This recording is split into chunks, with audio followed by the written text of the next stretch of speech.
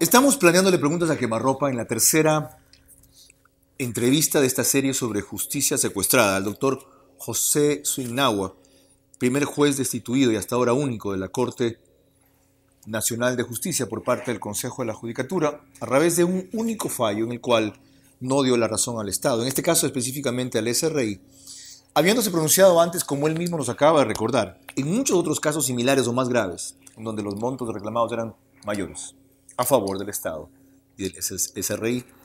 Y cuando le preguntaba por qué este procedimiento tan irregular e incluso ilegal que él acaba de ilustrar en la parte anterior sobre su destitución, él me decía, la verdad, no sé la razón. Indaguémosla. ¿Ok? Indaguémosla. ¿Qué ocurrió en la Corte Nacional de Justicia cuando trascendió que por lo menos habían 5 jueces que no fueron nombrados con los merecimientos del caso, sino dándoles calificación excesiva, por ejemplo, a la entrevista final, cosa que en principio investigó Andrés Páez y luego ratificó nada menos que Garzón? ¿Qué ocurrió? Mire, ese es un tema en el que yo no quisiera pronunciarme. No, yo sí quiero que se pronuncie. Yo formé parte del proceso de selección de jueces. Es decir, yo formé parte del proceso de selección de jueces. Yo, con mi presencia en la Corte, creo que avalé todo ese proceso y yo había dicho cuando fuimos posesionados, bueno, dejemos a un lado el tema del proceso de selección y vamos al proceso de legitimación en el ejercicio, porque yo creo que los jueces, independientemente de las características y condiciones del proceso de selección, eso habrán las instancias para que lo analicen y lo juzguen. Al margen de eso, ya estábamos en funciones. Y una vez en funciones, debíamos resolver conforme corresponde cada uno de los procesos. Y eso a lo que yo me dediqué, esa no fue a mi administrar pregunta. justicia. No, esa no fue mi pregunta. ¿Qué ocurrió en la Corte cuando se supo a lo interno, que había trascendido a lo externo? Puede que muchos de los jueces ni siquiera supieran eso. Que habían al menos 5 jueces nombrados, no irregularmente, no ilegalmente, mañosamente. Mire, el Pleno conoció de las denuncias que se habían Hubo un formulado acuerdo, en torno doctor. de eso. No. Hubo un acuerdo. Yo no un acuerdo que se publicó. Yo no participé de ese acuerdo. Mire usted. ¿Usted firmó el comunicado que se publicó? ¿Qué es lo que ocurrió? ¿Usted firmó el comunicado que se publicó? No lo recuerdo. La verdad no lo recuerdo. ¿Se le perdió la memoria ahora? No lo recuerdo simplemente. ¿O usted quiere hacerse simpático al Tribunal de lo Contencioso para que le den la razón? No. Puede no darme la razón. ¿Usted no vio un comunicado público que publicó la Corte Nacional de Justicia sobre este tema de los jueces mal calificados? Voy a explicar cuál es la razón. A ver, a la Corte, y así lo haya firmado o no lo haya firmado yo, voy a sostener esto. A la Corte no le correspondía generar un pronunciamiento respecto del concurso. O sea, no debió haber habido ni siquiera una opinión pública. Exactamente, por una razón muy sencilla. Eso le corresponde al Consejo de la Judicatura. Okay, el órgano de gobierno de la función judicial es el Consejo de la Judicatura. Ya me dijo usted una primera diferencia. Usted no estuvo de acuerdo siquiera con que haya un pronunciamiento. Sea cual fuera. No, sea cual fuera, porque no le correspondía. No debía haberlo habido. No debió hacerlo. Ok, eso la ponía de alguna manera de algún lado.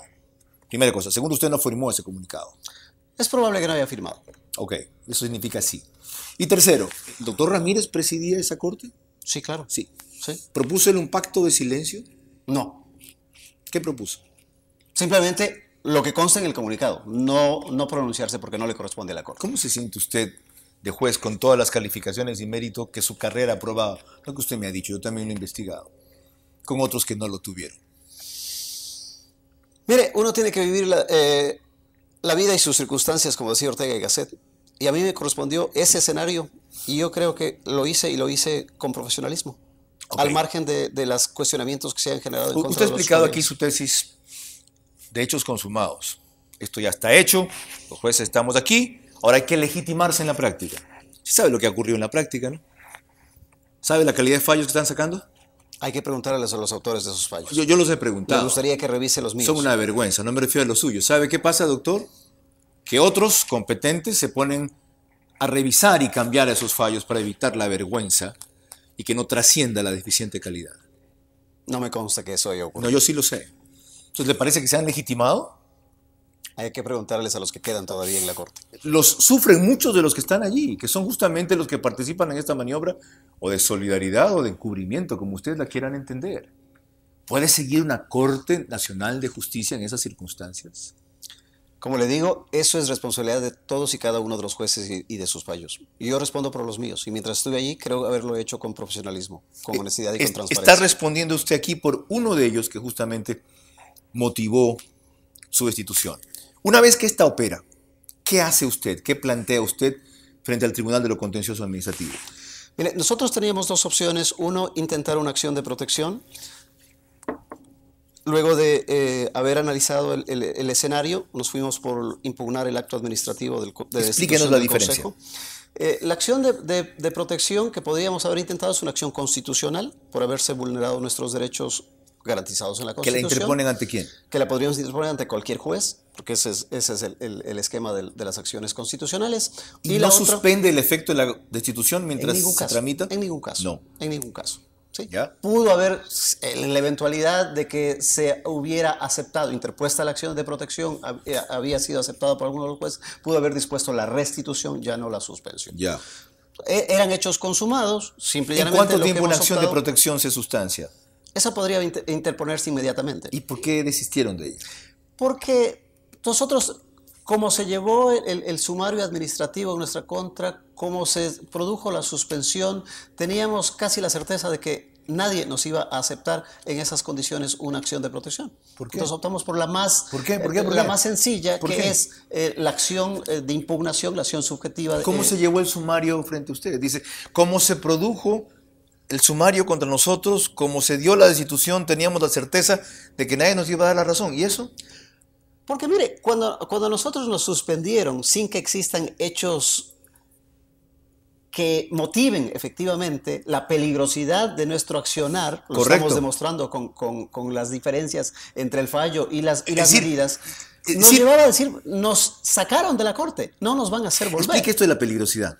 Esto es importante. Lo suspende. Es decir, este juez que se equivocó en un fallo debe dejar de administrar justicia, porque es un peligro para la sociedad. Eso es lo que supone la autoridad que lo suspende en ese rato. O sea, que deje de ejercer. Por supuesto. Como juez. Que eso implicaba. O sea, yo presumo que lo que estaban preveyendo es que nosotros íbamos a fallar en otros procesos. Entonces ahí estaba el similares. peligro. Ustedes llevan a costar, según Carlos Márquez Carrasco, $250 millones en perjuicio del Estado. Pero pasaron 2 meses y nosotros no emitimos un solo fallo respecto del tema. Después de que lo lanzaron en julio. Después de que expedimos en julio. Yo tenía, en mis manos tenía otro proceso de la misma empresa. Ok, eso fue lo raro del sumario, dice usted. Frente a eso, el sumario se sustanció de una manera vertiginosa, inmediata. Se sustanció. ¿Quiénes lo sustancian? La Comisión de Disciplina del Consejo de la Judicatura. ¿Que integra quién? Es un funcionario. ¿Qué es quién? Pablo Tinajero es el responsable de eso. ¿Uno solo tramita eso? Uno solo. ¿Vertiginosa es cuánto tiempo? 3 meses, menos de 3 meses. En menos de 3 meses estaba lista el sumario. A mí no me parece corto. Yo no conozco estos plazos judiciales. ¿Eso cuánto más o menos demora? Pero puede revisar otros procesos que tienen más de un año, más de... ¿Y en ese sumario los llaman ustedes para defenderse, para presentar argumentos, para alegar? El sumario, nos notifican con el inicio del sumario, se abre una causa prueba, nosotros podemos presentar las pruebas de descargo, algunas nos aceptaron, otras no nos aceptaron. Por ejemplo, el tema de Novoa, que fue autoría nuestra, no fue aceptado porque según el sustanciador no era pertinente para el caso, o sea, no podríamos demostrar. O sea, una aquello. prueba en su defensa, diciendo, miren, nosotros hemos fallado en otros casos a favor del Estado y de mayor volumen, como el de Álvaro Novoa. Eso no ha lugar. La desestimaron. Y un tema importante, la Constitución nos reconoce el derecho a ser escuchados.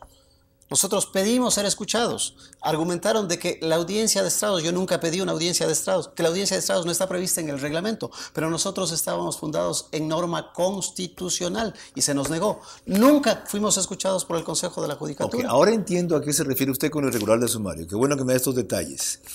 Digresión. Se me vino a la memoria un caso distinto, en donde a Emilio Palacio no le admitieron sus pruebas de descargo, cuando él pidió que se invite a un perito en lenguaje para que interprete la parte del artículo donde decía podría ser acusado de delito de lesa humanidad. Hablaba en condicional, a futuro, en potencial, en hipótesis. No era una aseveración ni una opinión, sino una advertencia. Volviendo a esto, dijo usted también que la destitución fue anómala, irregular, sospechosa. ¿Por qué?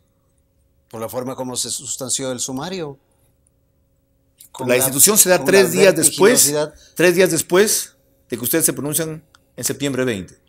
La destitución es septiembre 23. No, la suspensión es... La suspensión, perdón. La suspensión es en septiembre 23. Ya, ¿y la destitución es el 20 de diciembre, que nos notifican el 23 de diciembre. 4 meses después. 3 meses más tarde. 3 meses más tarde. El 20 nosotros cumplíamos la suspensión, debíamos incorporarnos supuestamente.